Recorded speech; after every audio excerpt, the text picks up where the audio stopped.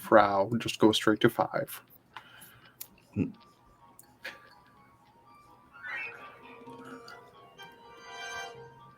to a world of thrills, a world of drama, of capes and tights, a world where death is revolving door. Welcome to the Geek Matrix. Hello, everyone. Welcome to the Geek Matrix DC Comics Review Show episode number, don't tell me, 188. Oh, yes, you got it right. Very good. All right. Don't even ask me about legacy numbering. That's Josh's job. 4,544. Thank you. That's why it's his job, because he knows like that. Speaking of which, you heard him already. I'm joined today by Josh. Howdy, howdy, howdy. I'm just sitting here messing with window controls, trying to get back to what I had. Making me dizzy because I'm going around it. And Brandon, welcome Hello, back, everyone. buddy. Yeah, good What's to awesome. be back. Good to have you It back. is good to have you back. Yeah, and what a week to come back. Right? I'm fucking excited to talk about the books this week. Oh yeah, It's been some fun stuff. And we were rattling off a bunch of comic book talk before we even started. Sorry, y'all missed out. It was really good. But yeah, we were talking about didn't- Teen Detective Comics. yeah, and we didn't even get into the books that are here. Yeah. Definitely, while nothing is calling back to the Tynan detective run, we do have some callbacks going on in here, and I can't wait to talk about it. I'm so excited. You guys got any comic news? Because damn it, I need to get to the bonus show. I'm I curious have what one callbacks thing. you're talking about. You have I'm one thinking thing? about it. We have a lot. Oh yeah. Well, one thing. I don't know. I didn't really flag anything else, but One thing by Finger 11. yeah, no, just the one thing, which is Rob and I have become total shills for Skybound and their new Transformers G.I. Joe Energon Universe line. Yeah. So naturally, if there was any kind of news, we were going to talk about it, and even if there wasn't news, we were just going to talk about whatever the latest issue was Yeah. and promote that. We still haven't talked about TF number 5. I know, yeah. And actually, well, I guess that's another small piece of news, but I can say that before I get into the other more exciting news. But if you are following the Energon universe, Void Rivals number 7 came back this week, had a brief hiatus, but we're starting a new arc. I actually haven't had a chance to read the issue yet, but I'm excited because the first 6 issues were really fun. Yeah. But no, the news I have for this week is just that as I kind of suspected, following the first 2 miniseries within the, I guess, like new G.I. Joe timeline that they have, Duke and Cobra Commander, we got an announcement today that there are 2 more books joining the lineup that are going to expand the universe a little bit more, and that is Destro and Scarlet, both 5-issue series respectively. Yeah, no, I was like, oh, cool. It makes sense because I, from my understanding, they're pretty iconic characters within Cobra and G.I. Joe, respectively. Destro you can get crazy with. Yeah, I mean that's a character that has been dying for a very good backstory for a very long time. Yeah. The other one you said Charlotte? Scarlet. Scarlet. Okay, I didn't know who the hell Charlotte was. All right, Scarlet, that could be good too. Yeah, well, I think you'll be pretty excited for Scarlet when I announce the creative team if you weren't excited already. But no, both of them sound pretty interesting, and actually the description for Destro, because I really only know the character through the brief like mentions and like small cameos that they've had within the books right now. But one of the best characters of G.I. Joe. Oh yeah, no. This is getting better. The description is really cool and really interesting. But I'll stop bearing the lead and announce the creative teams. So for Destro, number 1, we have on writing Dan Waters, which is always awesome, with art from Andre Bresson, who anyone who's read Birthright or Dark Ride is going to be super excited about that. And over with Scarlet, or over to Scarlet, That's a pretty good team though. I'm Yeah, happy with no, that I one. mean, Destro, that could I'm be damn good. yeah, I'm just excited to see what kind of story they have. But for Scarlet #1 on writing, we have none other than Kelly Thompson with art from Marco Ferrari. So Yes. yeah, no, I'm super excited. More Oh, Kelly Thompson that's is always awesome, good. dude. Yeah, That's awesome. Sign me up for that shit. yeah. And the previews are over on AIPT right now, so you can check them out. It's like 3 pages, and they have all the covers and everything. But pretty cool so far. So yeah, I'm excited for like more entries into that universe and more characters to unpack. Links to those articles are on our Discord. Be sure to check it out. Yes, also that. Also that. If you don't want to look it up, you can just go to our Discord if you're on our Yeah. Patreon, and they've already been posted. Yeah, we post links fucking constantly. It's not a link. It's a funny joke. Yeah, it's like Twitter without the racism. Yes. The complete opposite, if anything. Right. Yeah. Yeah, that's exciting. That is exciting. I'm excited for Kelly Scarlet. I'm excited for Scarlet. Yeah. Yeah, Sure. And the previews look great and everything. So I didn't check the release date. Let me look at that. Oh, both of them come out in June. Yeah, both of them come out in June of this year. But yeah, I'm excited for more Energon stuff. Mm-hmm. The more the better. It's been so good so far. Right on. So I'm looking forward to Destro, and I can't help but look forward to Scarlet now. So. Yeah.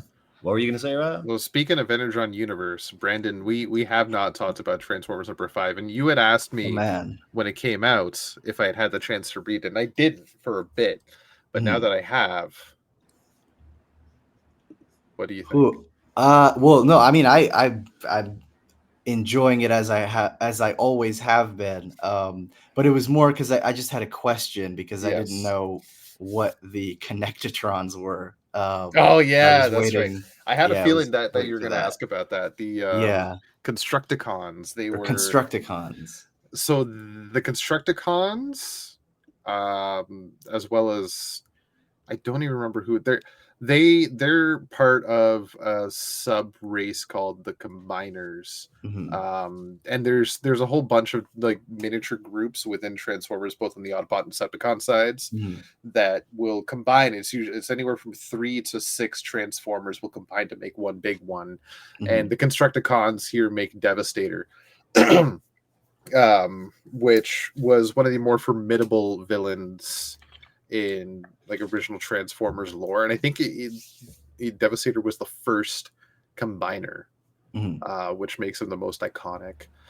I could be wrong, but I think the Dinobots also combined at one point. I could be wrong, but I think it was only the one time.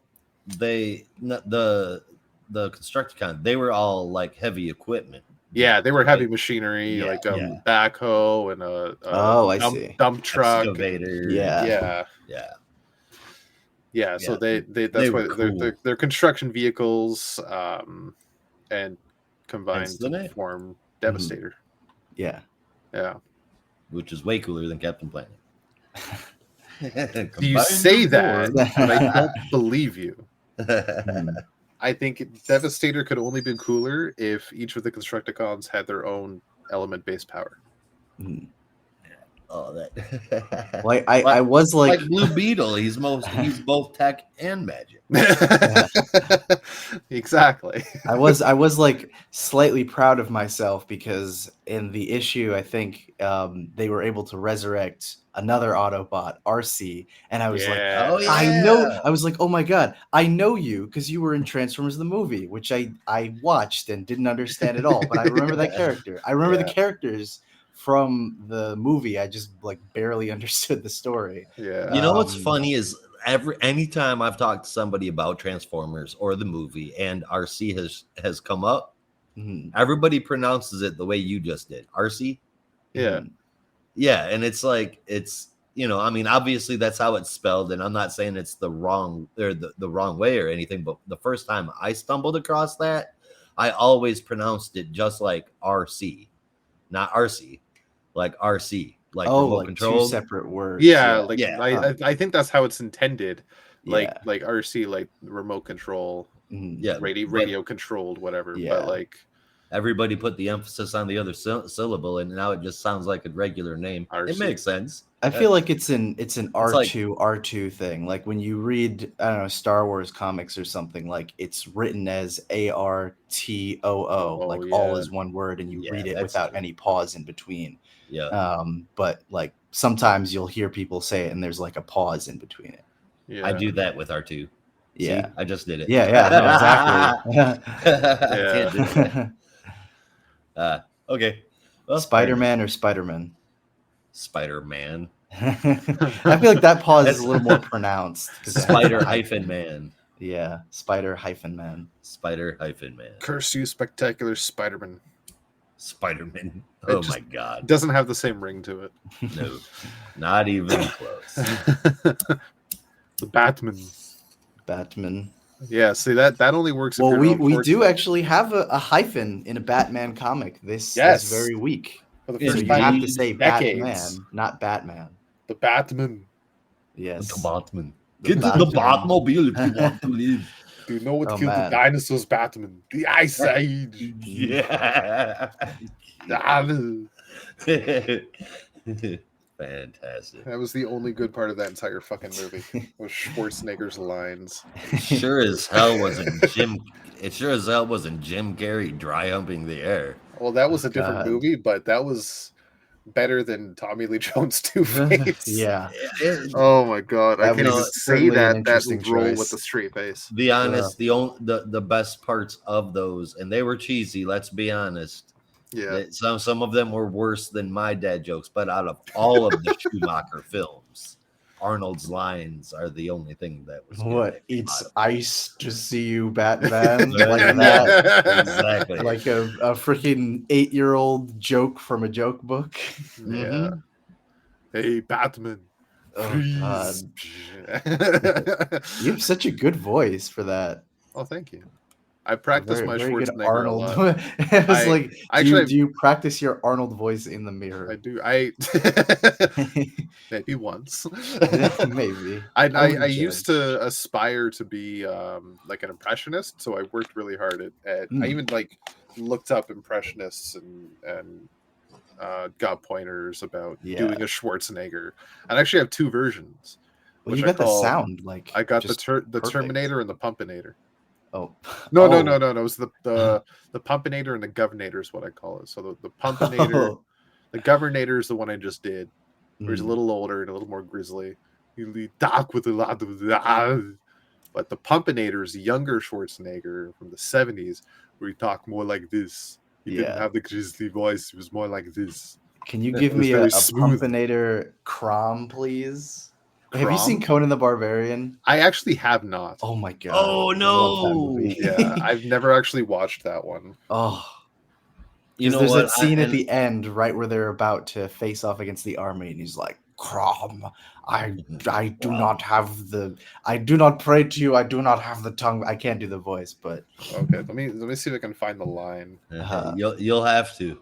yeah, But it's just like you- prayer you- to Crom. You have to watch the Conan movies, and because you haven't watched them yet, as a penalty, you must also watch Red Sonja.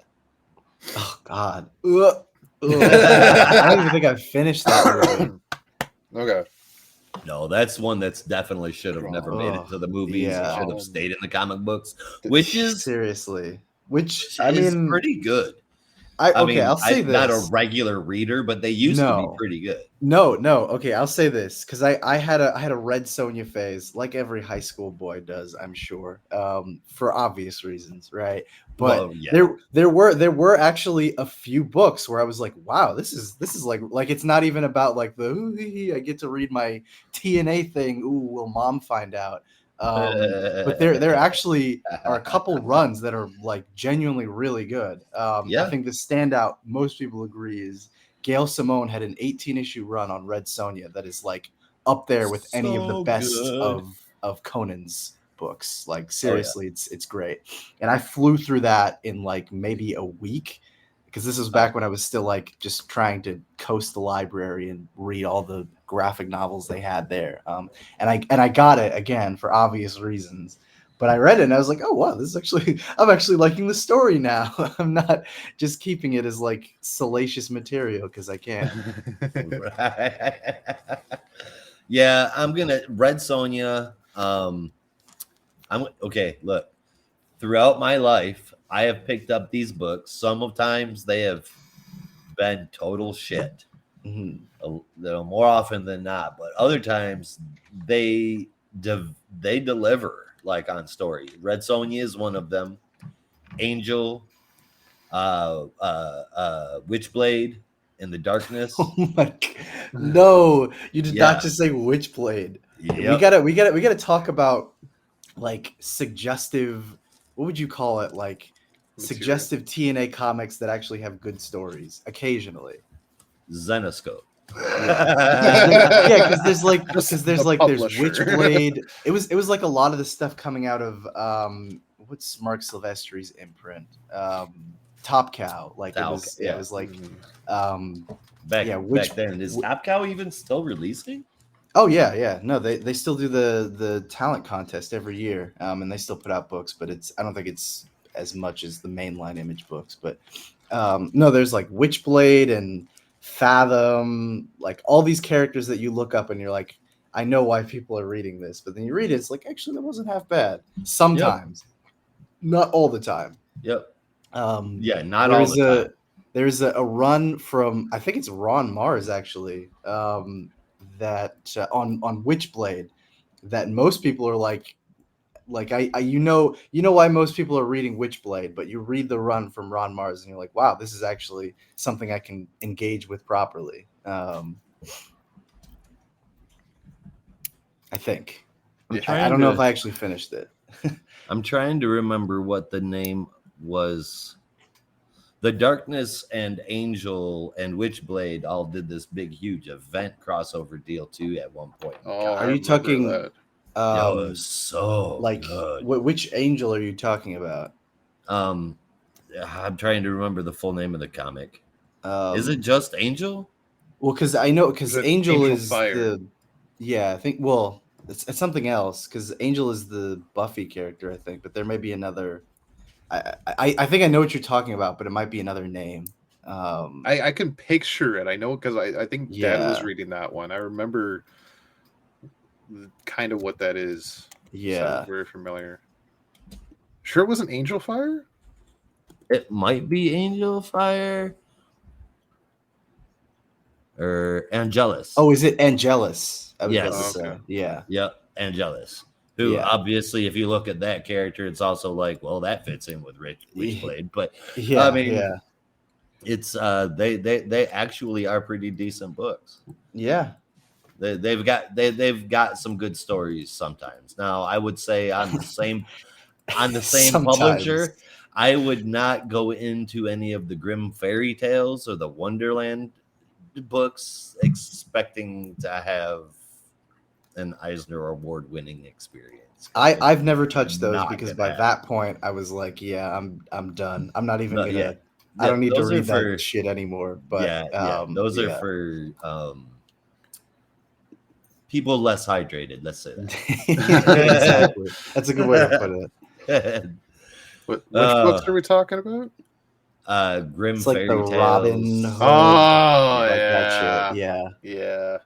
Yeah, Little Red everything Riding that Hood isn't swimsuit Witchblade edition. and it's pretty much the entire catalog from Zenoscope.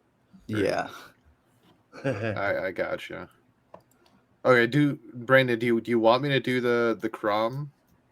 Yes. Creator Yes, Crom, actually? please. Okay. And you want Pumpinator? You want classic? Yes. Okay. Crom, I've never prayed to you before. I have no tongue for it. No one, not even you, will remember if we were good men or bad. Why we fought or why we died. No. All that matters is that two stood against Oh. many. So And- good. Just for good measure, I'll even throw in another one I found. To crush your enemies, see them driven before you. and to hear the lamentations of the women. Oh my god! Can you just read the entire Conan the Barbarian script, please? Right? I'll fly you out to wherever you want, and I'll just have you reenact the whole thing. I can even throw some Terminator lines if you want, because I Like, know that a lot please. better. Oh Your man! blows, give them to me. Where is Sarah Connor? Do not pay attention to Crom Sarah Connor. I found this other one called the Riddle of Steel. If I die, I have to go before him, and he will ask me, "What is the riddle of steel?" If I don't know it, he will cast me out of Valhalla and laugh at me. Oh my god! It's so good, dude. It sounds pretty cheesy. Yeah, it is. Oh, but it's like 1982, good cheesy. so yeah. I don't. And it's a fantasy novel, and Yeah, it's this is lines like that 2 Arnold years before Schwarzenegger could do. Terminator. But like, Yeah. there's a reason that people still talk about Arnold when they talk about Conan. Yeah, like it's Arnold somewhere between that weird bodybuilder movie in the 70s and Yeah. Terminator, and I think he was still trying to find his way. Have y'all ever? I don't remember what it's called. That bodybuilding movie. I know which one you're talking about, but I And can't there's remember. that- That's like there's that right when he was scene- breaking in. Yeah, where that's that scene that always comes into my mind that always gets posted online, where he's like running out of the gym and down the street, and all these muscly men in speedos come chasing Oh my after God. him, and then like everybody just stops and stares, and they're like, "Ooh, we have attention. Let's flex." And everybody's like, "Yeah!" Like, what the fuck is going on? This I is don't like even this is a know. gay dream right now, and this was the 70s? I think that's what was going on. Well, I don't know. Because, I Rob, think they probably it didn't was the realize it, 70s. but yeah. Most people's blood type in the 70s was cocaine. Yeah. Well, I Yeah. won't deny that was probably a cocaine fever dream of a script, but Yeah, for sure. Either that or Schwarzenegger. what movie? I know which one you're talking about. I just, Yeah, for the life of me, I can't remember the what it's name. called. Yeah. Schwarzenegger all coked up. Cocaine Arnold. Cocaine Arnold.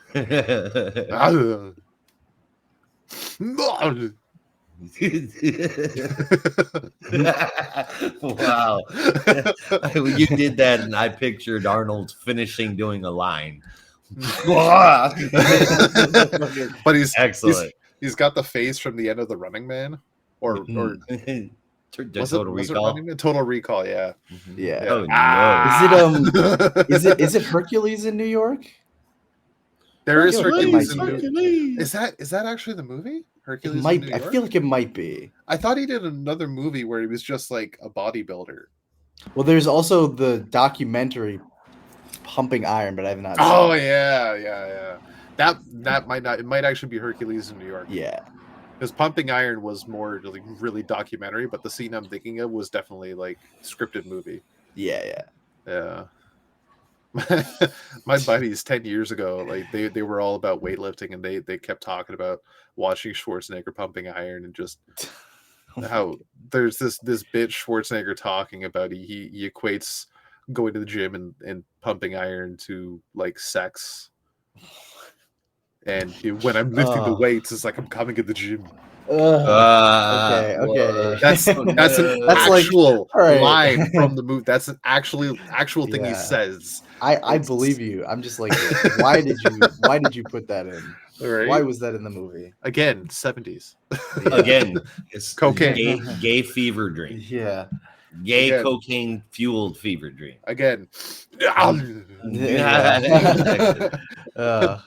If it can Anyway. happen to David Bowie and Mick Jagger, it can happen to any of us. On this episode of the Geek Matrix, the guys talk about Arnold Schwarzenegger for half an hour.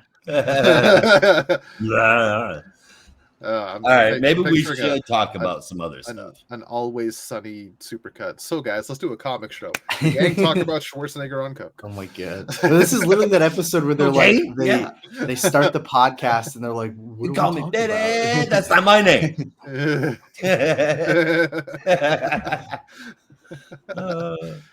Fuck. Sorry. Anytime somebody brings up Sonny, I instantly think of Horrible Bosses.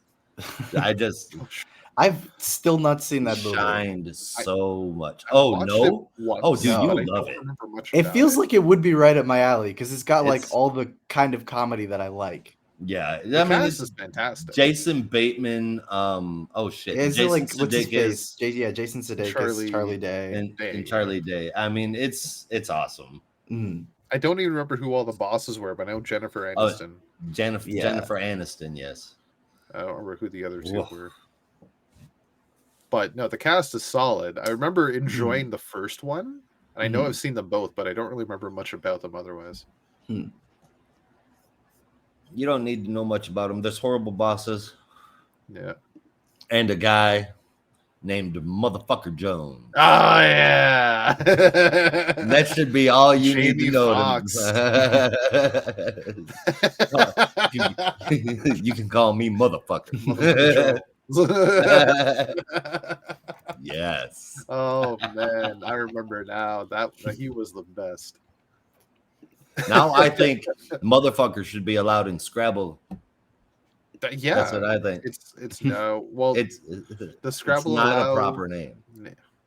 names though. Noun does. I thought it didn't allow nouns, or am I thinking of something else? No, I said that backwards. It shouldn't be. It should still be allowed. It should have always been allowed. How would you make Motherfucker fit on the Scrabble board? I don't think you can. Never mind. That might be Point too invalid. long. Yeah. Well, it's 12 letters. How many squares across the Scrabble? 10? Isn't it 10? Yeah, 10, I think. And Oh, I guess you could do motherfuck. That is a verb, Uh, but yeah. this might be a little too explicit. Is it a verb? You verb. you use motherfuck in a sentence. Motherfuck Stubbed me. my toe. There you go. Oh, motherfuck me. Yeah, that's right. You got me. Yeah, got me. Hey, look at that. You guys turned in for comics and you got cocaine fueled Arnold Oh my God, and I a know. grammar lesson. You even came and learned a little bit of language arts. And rules to an This is 18 this plus is what Scrabble. we're really here for. Fucking around. That's We fuck what we around. do. The listeners find out. every time they tune in. Oh, they're fucking around again. Yeah. Those motherfucks. Always swarting the Schwarzenegger. All right. I want to rewatch Conan tonight. I probably shouldn't, but I kind of want to now. if you want me to watch it with you and just read the script,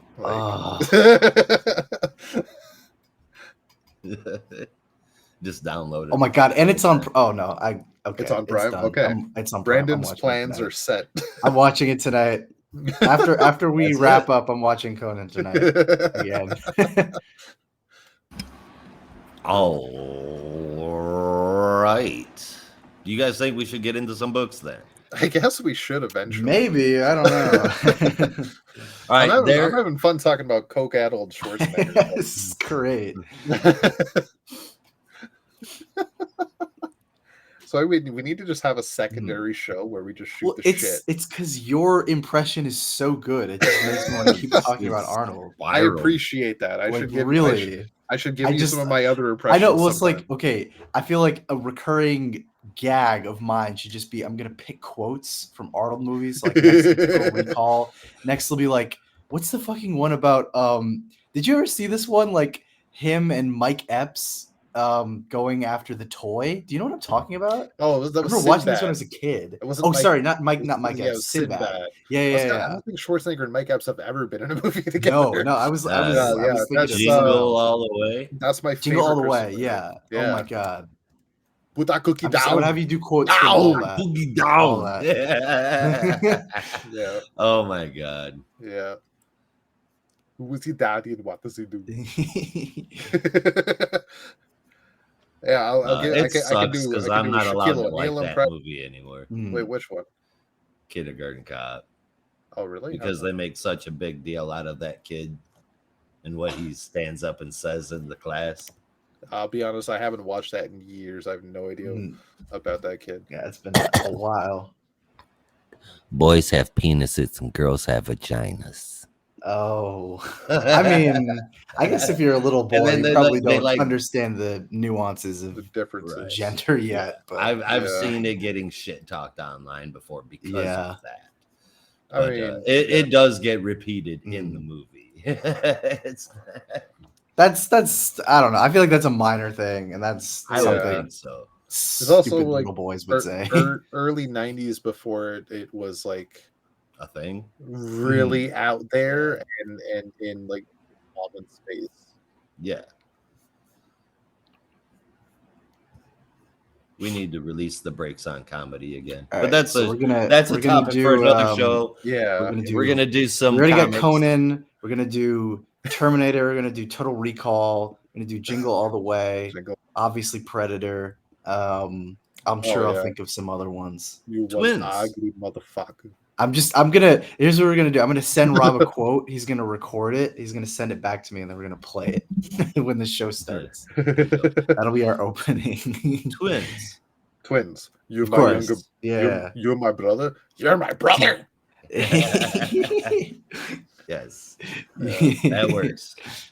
All right. We're going to go from impressions to reviews. That's what we're going to do. So we got 9 books in total. 3 of them are on the honorable mentions. Yes. First up, Superman 78, The Metal Curtain, number 5, Kneel Before Zod, number 3, and Suicide Squad Kill Arkham Asylum, number 2. On the main show, Birds of Prey, number 7. That's covered by Brandon. Shazam, number 9. That's covered by me and Rob. Finishing us up, Blue Beetle, number 7. And even though he's far more my favorite character than he is Rob's, Rob deserves to do the Blue Beetle because in issue 1 he told us that this was going to be the Beetleborg Power Rangers, and by God, they have become the Beetleborg Power Rangers. I don't know how you got that from this issue, but I appreciate the recognition. Yeah, actually, it wasn't in this issue at all, but all the way up until through Last 6, issue. it's been for sure. Then on the bonus episode, we're doing Batman 145, Poison Ivy number 20, and Bat-Man, First Night number 1. He's got it. There you go. Yeah, baby, he's got it. Yeah, baby, he's got it. Here's your Are you gonna do this voice all episode? Because if so, yes. Superman please. 78, the Metal Curtain number 5. That's not bad. That's not bad. Brandon, you just gotta like get your voice really low, really gravelly, get some phlegm in there. You know what pisses me off is I like you, Rob. I tried to do I tried to mimic voices like Arnold, or I can do Joe from Family Guy, or what's his fucking name from The Emperor's New. Yeah, so it's like I can do a few of those. Well, you have a good voice for like one. Patrick Warburton. I can hear it already. Yeah. Wait, you haven't seen Venture Bros, have you? I love that show. Oh my god, I've seen a few episodes. Oh man, but the basic one, the one that everybody learns how to do, that I have never even been able to come close to doing, is Christopher Walken.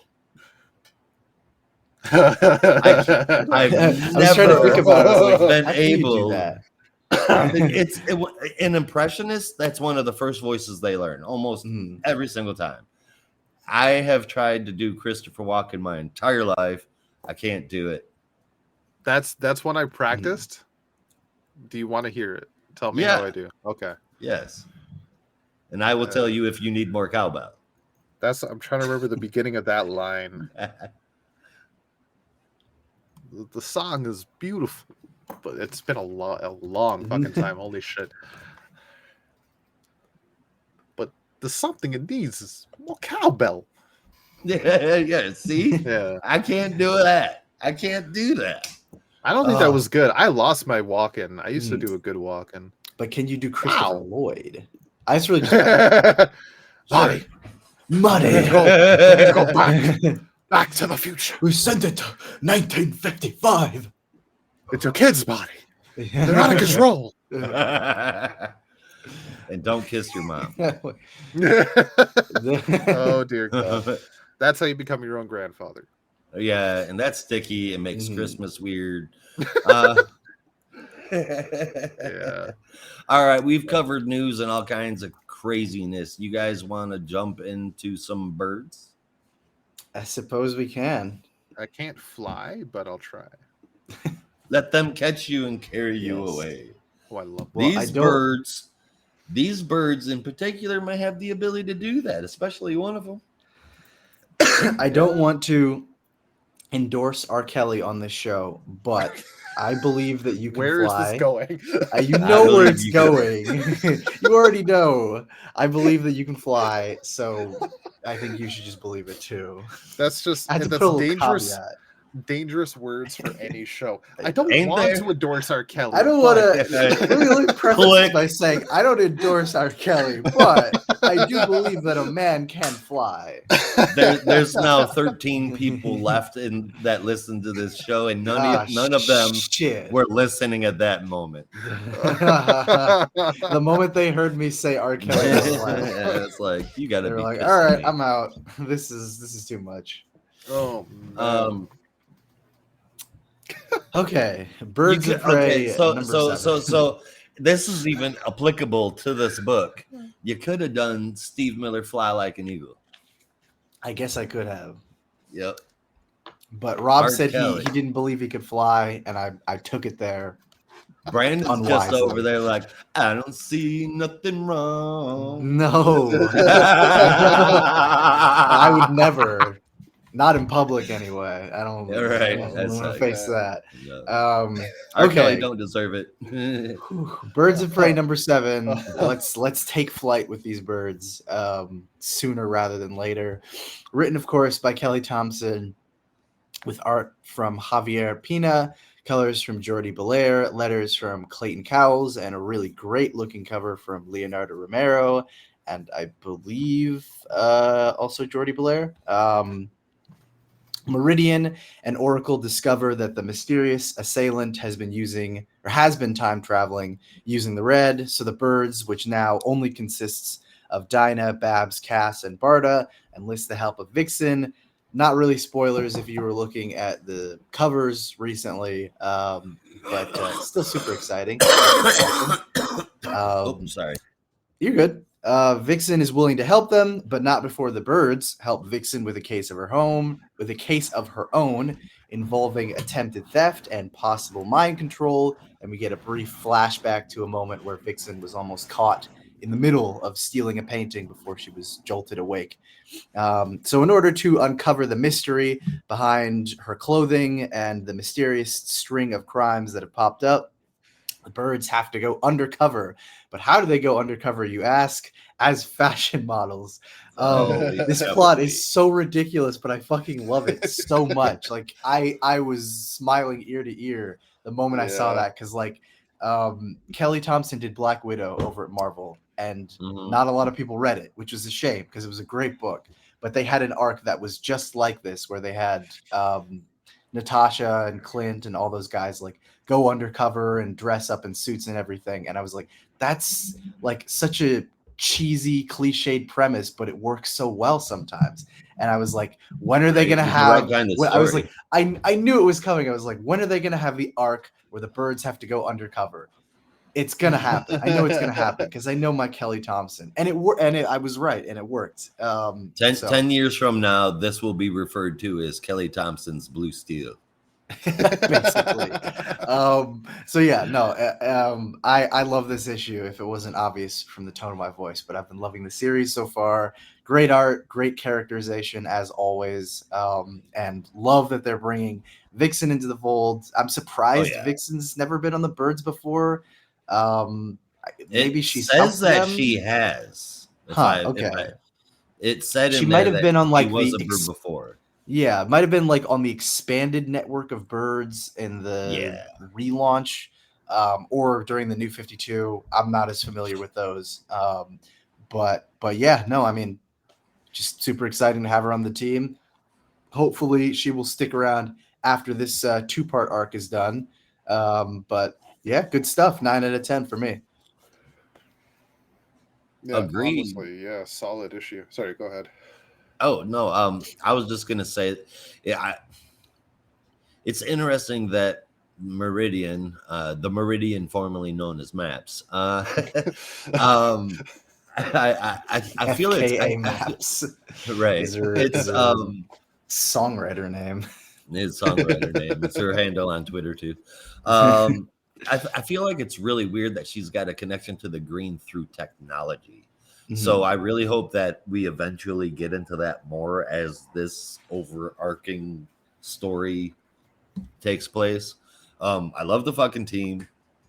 I love the next issue caption. They're already in their underwear. What more could you want? Continue.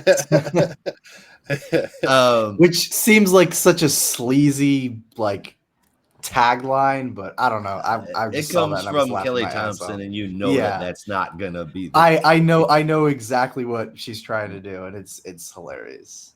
Yep.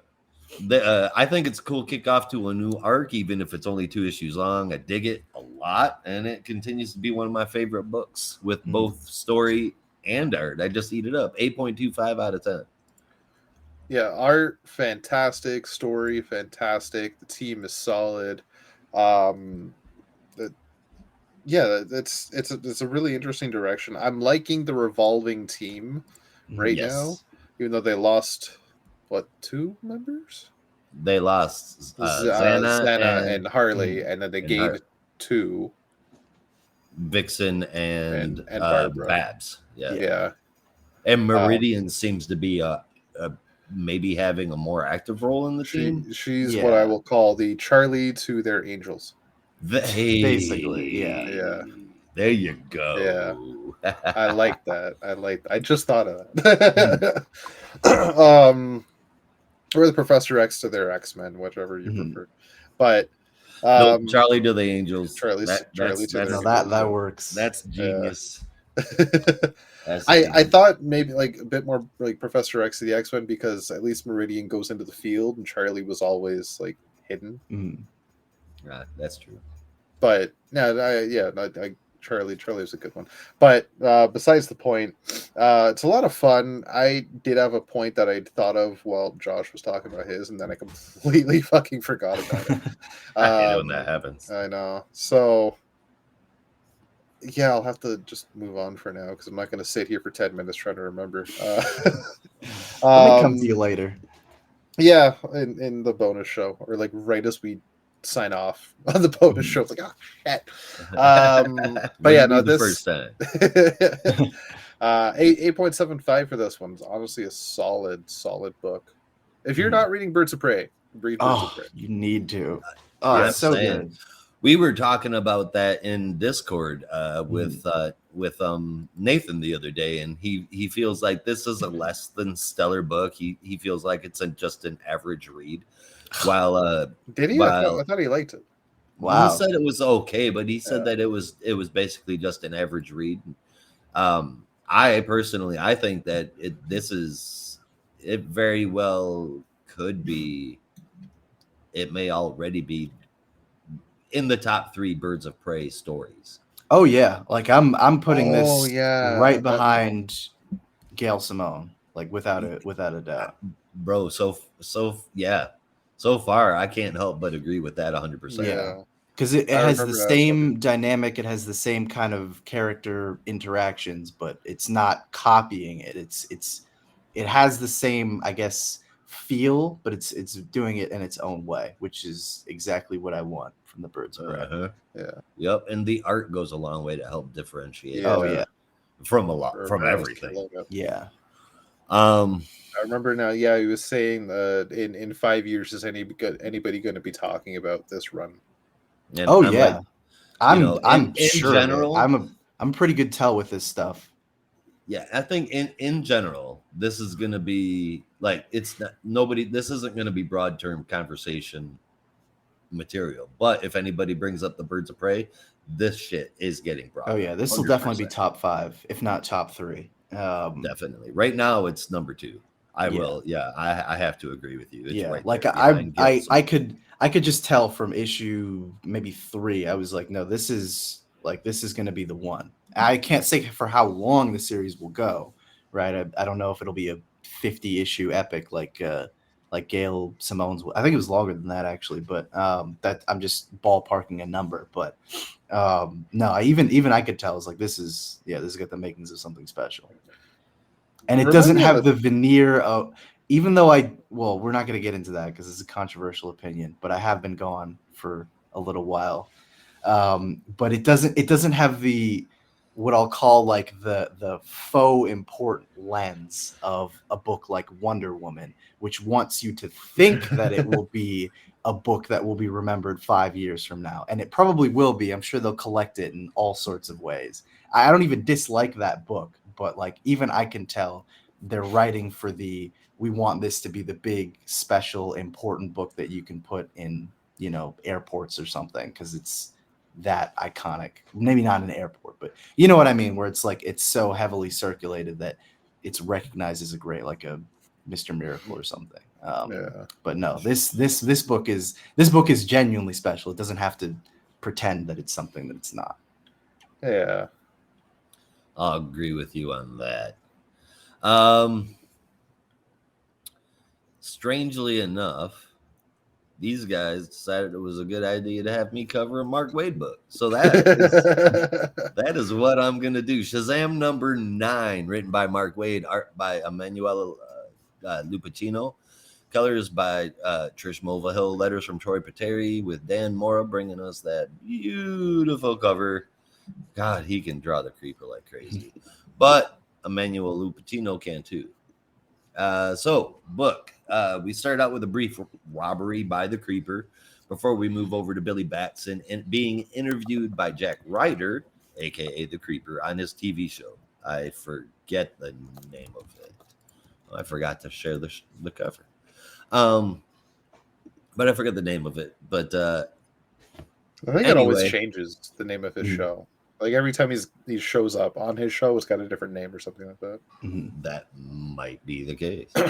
Anyway, he's interviewing Billy about his podcast that solely focuses on the Captain, except when the Captain was going a little nuts, and then it switched to Metamorpho, which is Ryder's next line of questioning. Why not cover the creeper, scourge of crime?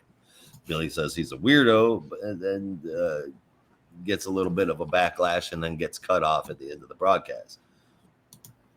Ryder offers him some words and a ride home, and after giving him some compliments, Billy accepts it.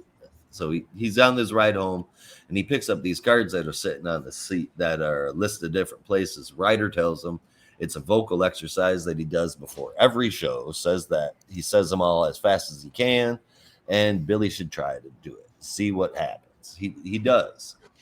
But it's a trick because 2 of the places make him say Shazam. Yeah. It turns out, though, that the robbery was to steal surveillance footage that caught the Captain turning into Billy. Then Ryder was the robbery was actually to go in there and steal that footage. Ryder turned into the creeper right after to show Billy who he was, and of course the creeper is crazy. So he decides it's time to jump out the window to get on the train. To get on a train, and the Captain follows after he steers the car to safety. It's to take out the Shadow Thief. That's why they're headed to the train, but he gets away because he causes the train to crash. The Captain saves the train, the creeper saves some people, and then they both pull all the people out of the wreckage. For a second, Billy thinks Ryder might actually be a nice guy, but only for a second before he shows that he's not. Billy transforms back into the Captain and then flies off. Jack Ryder goes home and walks into his door. When he was on his show earlier talking smack about Metamorpho was watching. Now he changed himself into a giant bowl of water to rain down on Ryder as soon as he walked into his door. And that is the issue. The art was really good here. Really good. I really enjoy it. Lupacino almost never disappoints. So that's not much of a surprise. As far as the story goes, Waid did an excellent job writing Jack Ryder. He picked up the perfect pompous attitude and like seamlessly wove it into the wacky, sick weirdo that is the creeper.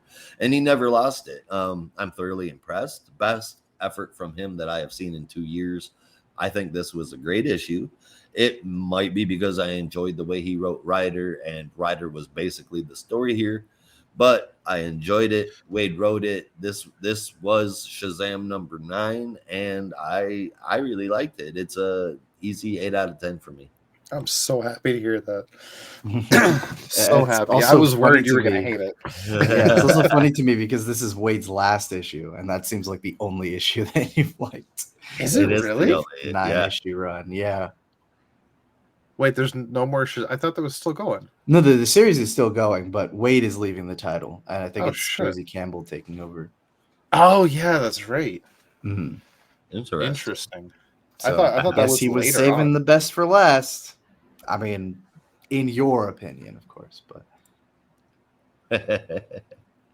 Well then, well shit. I'm happy to hear that you enjoyed it. I know you were talking about the Creeper a couple of weeks ago, and I don't remember what was it. We were talking about Brave and the deceased because Bold? I'm a tree lobster for life. Yeah.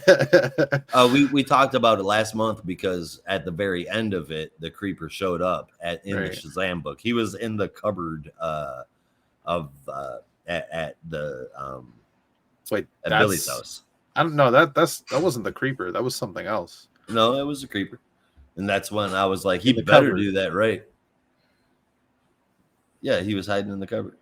Where Taki Tani was making dinner. Yeah. I can guarantee you, because I've looked at solicits, that was not the Creeper. Because that's a story point that happens later on. Not to give anything away.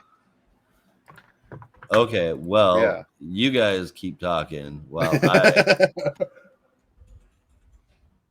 And that's another reason why I'm so surprised to hear that Josie Campbell was taking over so soon. I thought it was later because I knew there was more story to tell for Mark Waid stuff. So yeah, no, this issue, it was a lot of fun. There's a perfect little one-off issue. Really well drawn, really well told. I think captured the innocence of Billy while also capturing the arrogance of Ryder and meshing them quite well. I must say it was. I'm not going to call it the perfect comic book, but it's a really fun comic book. Really fun read. I don't think you can go wrong unless you just don't enjoy fun one-off issues, and which is fair. If you don't enjoy one-off issues, you don't enjoy one-off issues. But as far as one-off issues go, I think this was great. So it's getting a 9 out of 10 for me.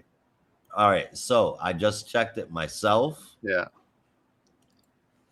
And it's not the Creeper that's it. Oh, well, you can't see it there. Yeah. Our faces are covering it. Yeah, it's got 3 eyes. There you go. It's got 3 eyes. It's not him in the cupboard, but in that panel is where it says the Creeper. The Creeper, yeah. Yeah. So yeah, next to the Creeper. So yeah, that's where you got it from. But yeah, because of that, like I know you were talking about the Creeper. I knew you were excited that the Creeper is going to be in it, and I hope it was good. So I gave you this issue to talk about in hopes that you would enjoy it, because I had read it and I thought this is pretty good. I think Josh might like it. Let's see how he does. You were right. Seems like you were right. You were right. No, I enjoyed it too. It was just a fun, like you said, one and done issue. I feel like Wade's main story was definitely meet the captain, and so the past 3 issues have just kind of been like fun solo with a 2-parter from 7 and 8, and now just a fun one-off story. And I feel like that was just like, okay, like I'm just gonna have these fun side stories and then I'm done. So good way to end it, like I had my main story, had a little fun on the side, and then that's it. So it's if you're looking for like some big cathartic conclusion to his overall story, I think Meet the Captain is probably where that will end for you. But other than that, no, it was just a fun one. So 8 out of 10 for me. This has made me want a 3-issue Creeper mini from Mark Waid. Could happen. Careful what you wish for. You see, you say that now, and then that happens, and you're like, "This sucks." Or he worse, did so an excellent job of writing the Creeper here. All I'm gonna say is, all I'm gonna say is just be careful what you wish for, because you may get that, and you're like, "Oh hell yeah, Creeper miniseries," and then you read it, and then you're like, the writing is terrible, or worse, the writing is good, but the art is from someone you hate, and you probably Oh already no. can think Yeah. who that might be. It's- So, yeah, It's the Creeper, drawn by Riley Rosmo. Oh, the Jesus. Creeper, I wouldn't drawn even by- be able to tell who well, it was. See, I would say Mike Diodato, but that might actually work. Not in a good way, but it might work. I think Riley Rosmo would work way better than Diodato. Yes, yeah. I wouldn't yeah. be able to tell what it was if Riley Rosmo tried to draw the Creeper. I would be able to tell what it was if it blob was with Mike fur. Diodato in the worst ways possible. It's would like have- the only time you'd ever see the Creeper with a 12-pack. Yeah, Yeah, but I think basically. that would probably be the only time I would ever genuinely be terrified of the Creeper. So that motherfucker's crazy, dude. You're Yeah. nuts. No, I changed my mind, and now because he has been so big about writing books with more than one character in it, I want him to do me a solid after sitting through all of these World's Finest books and all of these Shazam books to get to one singular issue that I enjoyed. I want a completely unrelated to Deceased, but I want the Creeper and Solomon Grundy 3-issue mini series.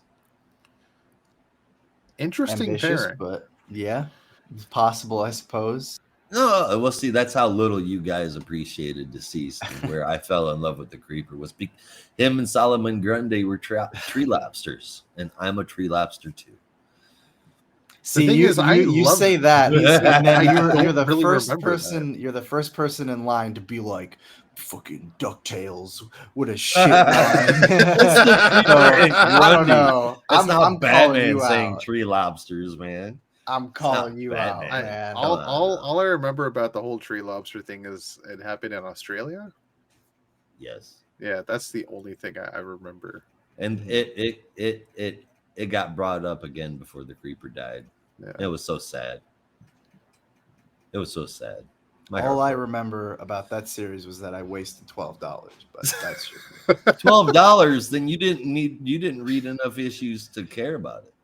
I think it was only 3 issues, if memory serves me correctly. It was was the 6. Unkillables one, right? Oh, Well, yes. there was. Oh, you mean that specific story? I thought you meant all Yeah. of Deceased. Yeah. No, I no, was no. like- Well, yeah, that was, yeah, that was because I remember reading the first one and being like, okay, yeah, it's fine, whatever, we're done, right? And then the second one was, I'm just buying this out of obligation because I want to finish the story, which is why to this day I've still never read DC's Part 3 or whatever it is. Yeah, I mean, the thing that caught crazy. everyone on Deceased and what really caught me was the last page of issue 1, which Yeah, was yeah. the most unexpected thing of Batman being killed. Like that, you wouldn't expect that in a book about zombies. You think Batman would be the one person to survive. well, especially with the cover, which made it seem like it was, a freaking Army of the Dead type of story where Batman Yeah. is fighting a bunch of zombies. Yeah. But that did not happen. Well, No, that was nothing another did great that. thing about the covers is that one, as well as many of the other covers, were homage covers. Yeah. I think that cover was an homage to New 52 issue 1, Batman. Oh, New yeah. 52 issue 1, Yeah.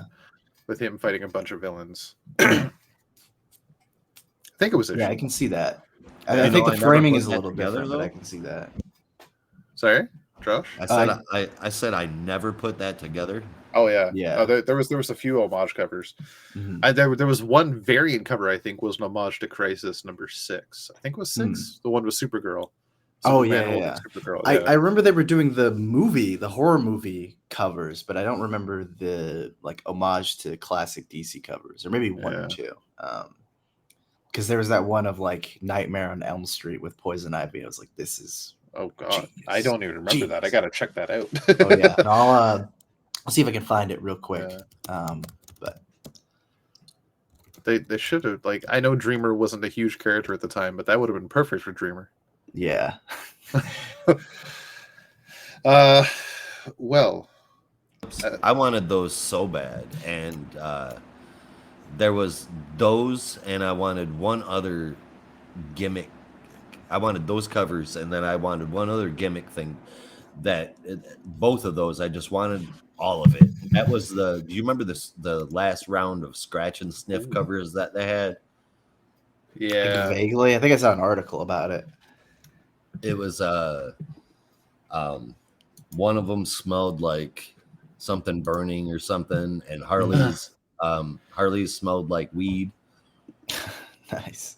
I wanted those ones, and I wanted the horror movie covers. So more than anything, man, I still do. I haven't gotten any of them, man. but I want them.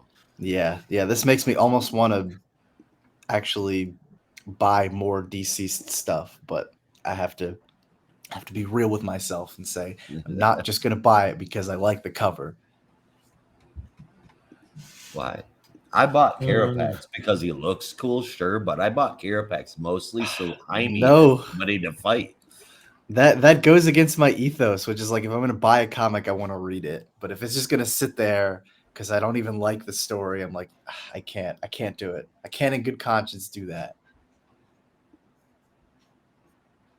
Oh no.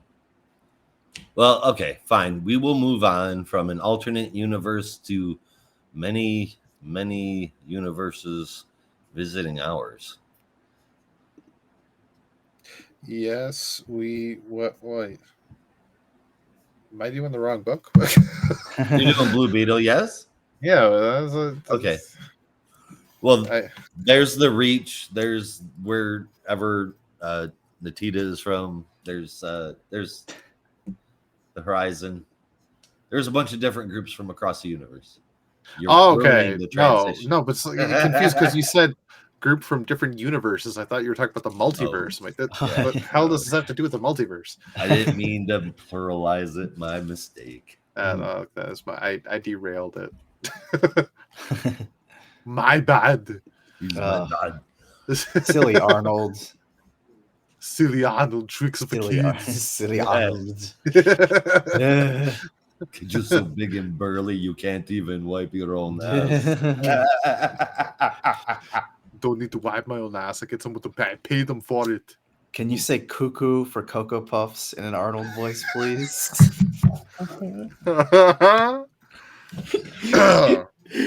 young. Okay, I'm just doing Governator because it's gonna be funnier. I'm cuckoo for Cocoa Puffs. Oh my god! You should be on Cameo or something. I know you're not the real Arnold, but like you can just be like, I do great Arnold impressions. Give me money. Oh, that's what I was gonna say. So, Fiverr. Yeah, perfect. Oh yeah, Fiverr. One I don't remember who it was, but there was an impressionist. One of the first ones I listened to about tips, and he said, "Here's how you do a Schwarzenegger impression. If you can go, then you can do a Schwarzenegger impression."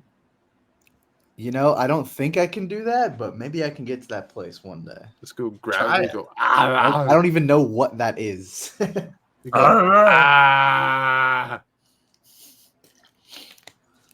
Like, do you know who the Elephant Man is? Yes.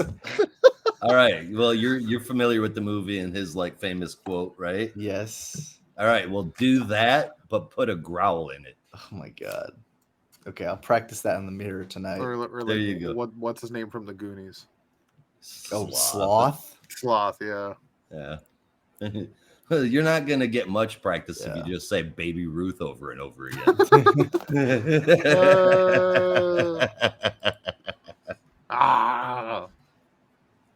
It's like you gotta just like bubbles in your throat. Like somebody just stabbed you in the leg, and you've got Coke in your throat, and you're like, Oh my god. Yeah. Okay, Rob. There, show Brandon how to do it. Do Arnold saying, "I am not an animal. I am a human being." Oh my god. Oh god. I'm not an animal. Shite. Oh. Kyle. No, Yikes. Kyle. Neither Shite nor Kyle is in that line. I'm not an animal. I'm a human being. See, you just got to work on it, man. There you go. There you go. Okay, Rob, take us to space, or take space to us, or let's go time jumping. I am already in space. Let me tell you, I am way up there right now. This is Blue Beetle number 7, written by Josh Trujillo. Josh Trujillo. I think I said that a little fast. Art by Adrian Gutierrez, with guest art from Natasha Bustos. Howard Porter, Cully Hamner, and Scott Collins, with colors from Will Quintana, Natasha Bustos, Hi-Fi, Laura Martin, and Luis Guerrero, with letters from Lucas Catoni, and a very fun cover, I will say, because there's a lot of characters on it from Gutierrez and Guerrero. And the coloring yeah. and the lighting and the shading and great. everything on it is fucking gorgeous, man. Yes. And you'll have Favorite fun cover of the week. naming all the characters on here, including what I didn't even realize until just now, a floating DC logo with arms and legs, which is a great foreshadow for the issue. Oh my god, yes. That's Johnny DC. We'll get into that. Yeah, Johnny DC. That's Johnny DC. I gotta ask you guys, is that an original character for the story? Johnny DC? No, that's an old one. That's a thing. That's an old character. Okay, I Yeah. don't know Johnny DC. Okay, we got to get into that. So this is The Hunt for Ted Cord. Again, a one-off story. So as we picked up where we left off last issue, Jaime was whisked away, and as I predicted, into time, where he wakes up in front of none other than Booster Gold in a place and a time unknown. Booster is aware of everything that's going on and explains that he is from a few months down the road of Jaime's personal timeline, and he needs his help to rescue Ted, who was mucking around running experiments on the time bubble, the time sphere, sorry. I'm still thinking of Legends of Tomorrow. And something happened and he got ripped into various parts of himself and whisked across the timeline. Reminds me of a certain Captain Atom story. Coincidentally, also from Earth 4. So Booster and Jaime now have to enter the time sphere and go across the timeline, as Jaime uses the Scarab to drop excuse me, the time anchors in each timeline to bring Ted back together. The first stop is the old Justice League International Embassy, where Jaime almost instantly comes across Black Canary in her classic late 80s, early 90s garb, which was a fucking choice, if I do say so myself. A great one. A great one. Right. It's up there with Disco Wing, let me tell you. He is being tailed by none other than Ambush Bug, of all people, who is talking to some mysterious character, asks if he should intercept, but is given a negative do not do that just yet. We need him alone. So Jaime enters the embassy looking for any sign of Ted and comes across Maxwell Lord, who is very questioning of Jaime and what he's doing there, but after a little bit of questioning, he kind of just lets it go with a, I don't care. Jaime drops the anchor and heads on out. And now they're on to their next stop, which is in the future, where the Legion is in some big battle. Excuse me, where Jaime cannot help but intervene because he's ever the true hero. The Scarab keeps wanting to help and activate Legato mode, among other things, but Jaime refuses. Just let him do this himself. He still doesn't trust the Scarab after what happened against the Blood Scarab. So he helps various members of the Legion with their enemy, drops the anchor, and then heads back to the Time Sphere. This time, they're being tailed by Gnort of the Green Lantern I know you Corps. were excited about that. Oh man, that was awesome. My only disdain is that he didn't come back in this issue. It's the only time I see him.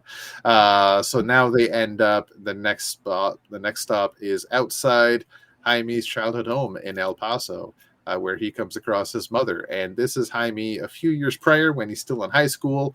And his mother does know that he's Blue Beetle at this point, and is not happy that Jaime is sneaking around outside doing hero stuff and getting in danger, despite the fact that Jaime is actually inside in her timeline. So they have a conversation, and Jaime gets a bit of parental advice from his mother about his own personal goings-on without giving away too much. Drops the anchor and then heads back to the Time Sphere.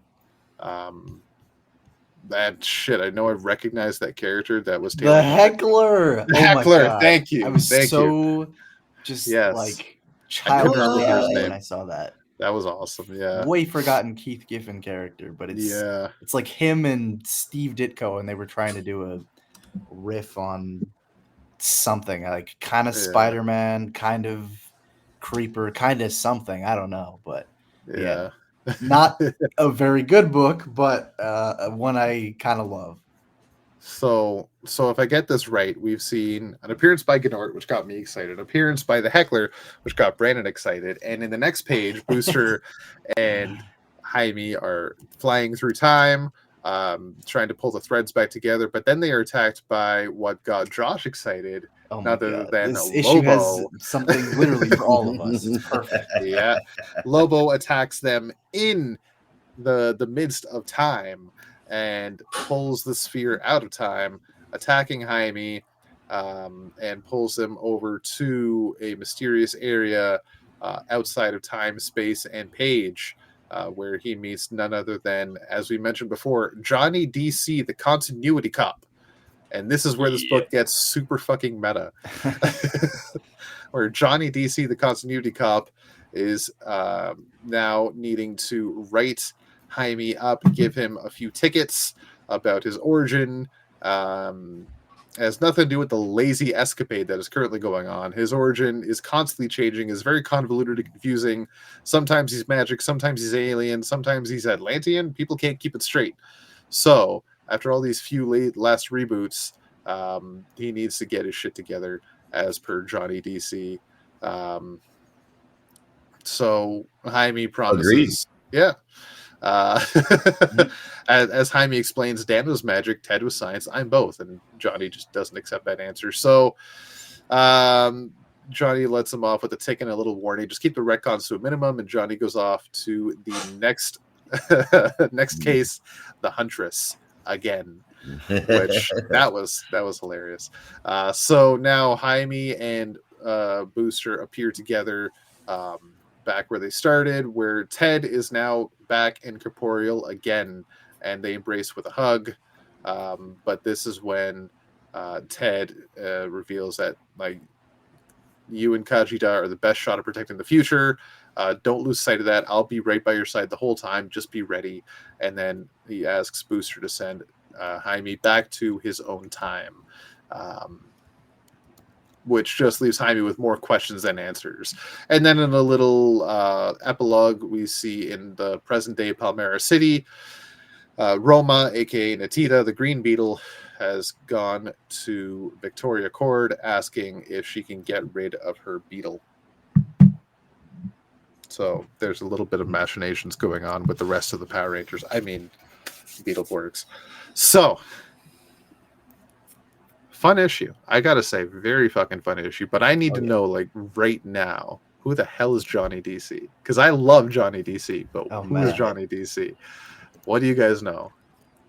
Let's pull up a little because it's more like a joke character. I want to assume also Keith Giffen. Yes, no, okay, because it was she was because in all the characters that were there were Keith Giffen characters. Yeah, no, she was in at least from what I can remember, like the first Ambush Bug series, as like a joke character, and like Ambush Bug. Yeah, and it might have been like a post-crisis thing where it was like they were poking fun at like nothing in the timeline makes sense, which is true because they didn't really have a plan. But like every so often you'll see variations of like Johnny DC pop up. I think she was in like Harley Quinn some time ago, because there was that joke about like Donna Troy has 15 million origins and they were trying to straighten that out. But yeah, no, here, I'll pull up the where is it? There's like a article or something. And you can read through all this weirdness. Yeah. Man, this issue did have something for all of us. But when I flipped the page and we were transported back to the JLI embassy, I could feel Rob's smile. Yeah. I mean, Oh, I was so happy. Mhm. There was a lot of cool moments in this. Plus, at the end, with Natita wanting Victoria Cord to get rid of her Beetle, Ted Cord coming back but leaving again. This has been super fun to read, and it continues to get more interesting with every issue. Um, Now it seems like Jaime's headed to the big time, having to save the future and all that. But we don't know if saving the future is his future or his present at present. Did I say that right? Yeah, I think I so. think so. We don't know if saving the future is his future or his present at present. Yeah, there were definitely some panels Sure. that were. There were some panels I wasn't a fan of, some I just didn't care for, but most of them were really good in this book. Every issue is one hell of an effort and a success. I gave this one an 8 out of 10. This one got an 8.5 for me. It's probably my favorite issue in the series so far, and that's high praise considering the series has been really good. But it was just Agreed. this issue was because I've seen a couple of I guess articles talking about how this issue was supposed to be kind of a tribute to Keith Giffen, and it very much shows. But it wasn't just like, oh, here's like a bunch of characters just like shoving it in your face in kind of like a I don't know, pointless way. Like it was still a fun story. It's just like this romp across time with Jaime and Booster, but also you get the added bonus of like, look at all the different worlds that Keith Giffen was a part of. So you get your Legion, you get the JLI, Lobo, of course. It was great, and it put a huge smile on my face. So it was awesome. Also the art, oh my god, like I appreciated how distinct everything looked from era to era, and they brought back oh my god, I'm surprised you didn't mention this, but Cully Hamner, I think is his name, who was like the guy doing Blue Beetle in the early 2000s, and they got him to do a couple pages. It was awesome. It was really good. Yeah, it was really cool to see all the different styles throughout the timelines. I like when that is a thing, because when you get the different styles, it's not as jarring because you can expect a difference. Yes. Right? Yeah. Yes. That works.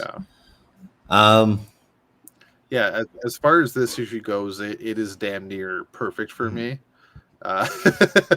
Just in terms of loose continuity and poking fun at itself, different art styles, great characters, Keith Giffen tribute, like what's not to love? And it's all wrapped up in a Blue Beetle special. Like, fuck, man, this is another 9 out of 10 for me. Right on, man. Some excellent scores all the way around. Do you guys want to hop in the top 3 and favorite moment? Yes, sir. We definitely shall. All right, well, I rated Shazam, Birds of Prey, and Blue Beetle pretty high, and I was very fond of all of them. Yet none of them made my top 3. Oh shit. Number 3 was a tough one, but Superman 78 loses out to the Batman First Night, mostly because of Perkins and Spicer. Second place to Poison Ivy only because of how bombastic the other issue that scored just as high was, and that was first place I had to give to Batman. Now, we already talked about my favorite moments, but I'll just mention them again. Birds of Prey, the next issue caption, they're already in their underwear. What more could you want? And then Johnny DC at the end there, now off to deal with Huntress again. That made me giggle too. I loved it. But that's my top 3 and favorite moment. Where are you guys at? Well, for me, I have a kind of a mix of books from the bonus show and the main show. So at number 3, I have Poison Ivy. Number 20, at 2, Blue Beetle, number 7. But my favorite this week, without a doubt, Birds of Prey, number 7, which it, again, just proves how excellent this book has been for me, but I think also just in general. But my favorite moment is pretty simple. Nothing crazy. It's just when Jaime and Booster arrive in the future, you get that great splash page of the Legion in action fighting the Fatal Five, or at least one of the members of the Fatal Five. And I was like, oh, man, how I would kill for a return to that version of the 80s Legion. But That would, oh God. Yeah. oh well. I will tell you that I know for a fact you're not the only person that feels that way. I know. I know. It would be nice. And I know exactly who I'd want to do it too, but Yeah. actually Even my two people in dad mind. is dying for the Oh, I'm 80s sure. Legion to come Yeah. back.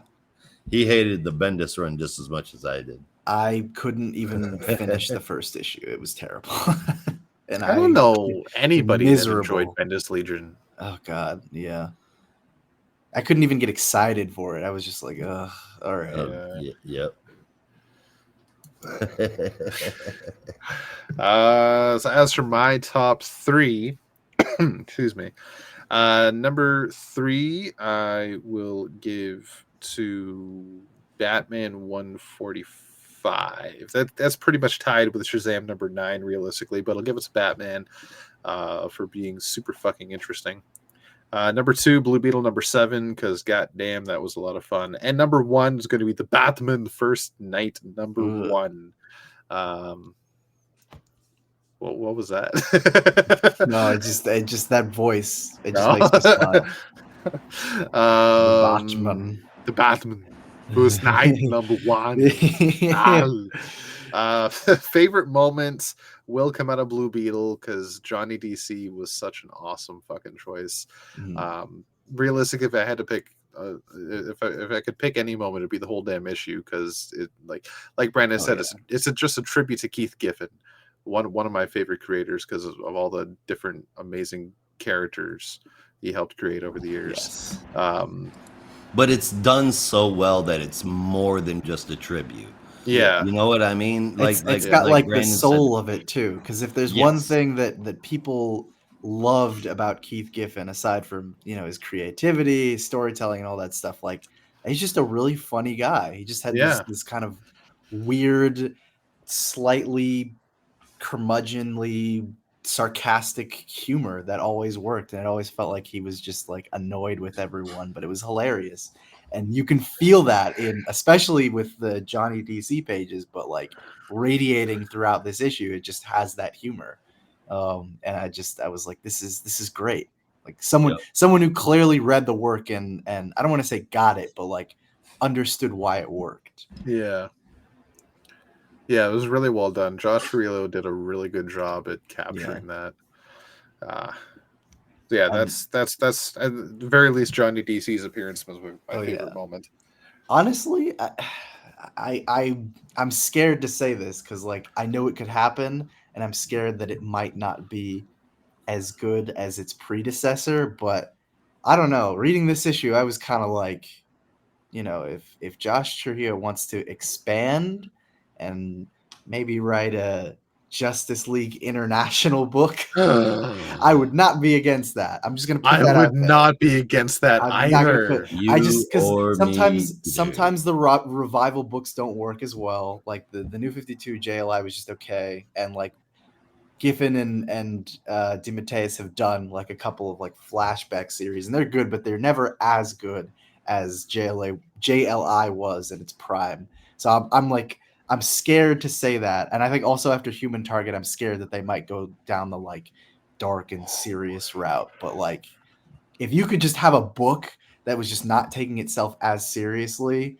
that captured the spirit of the original JLI with, Josh Trujillo, who clearly understands these characters, helming the book, I would read that in a heartbeat. Yes. Do it. I'm just putting it out there. Do it now. Crom.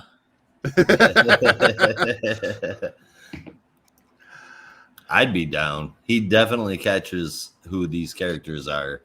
And I mean, that's what's really important to me more than anything. Don't write the story if you don't know who you're writing, and don't write the story if you don't have a story to write. Yeah. And Trujillo, he's got that here. And just like I said, I've been shitting on Mark Waid solidly for 2 years, and if he turned out a creeper book, I'd be the first one there in line to get it. You know, I mean, Yeah. if you do a job, you do a job. I would, if he wrote a JLI book, I would be first in line sitting at the damn counter at the LCS wanting that book right away. Yep. Right on. Good stuff. All right. Well, I think that is it. So thank you, everybody, for watching. We will be back next week covering all of DC's weekly releases. Same geek time, same geek channel. And that is the show. We're getting out of here, so you have to as well. Be careful out there. And remember, in the Geek Matrix, everybody has a home. In the Geek Matrix, you are not alone.